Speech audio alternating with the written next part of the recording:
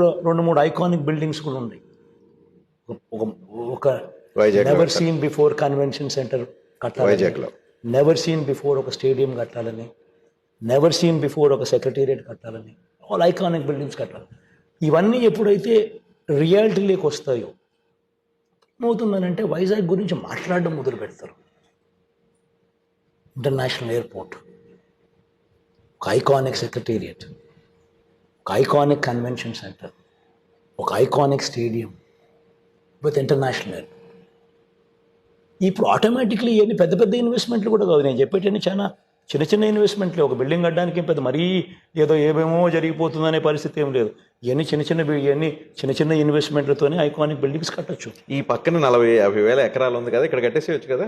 నేను చెప్పేది ఏమిటంటే Vizag is already the biggest city in Andhra.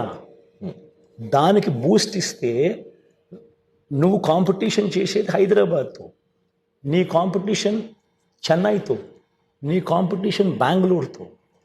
ఎప్పుడు ఈ పరిస్థితి వస్తుందనంటే నువ్వు వైజాగ్ నా థ్రస్ట్ ఇస్తే అప్పుడు ఈ Vizag will start competing with these people.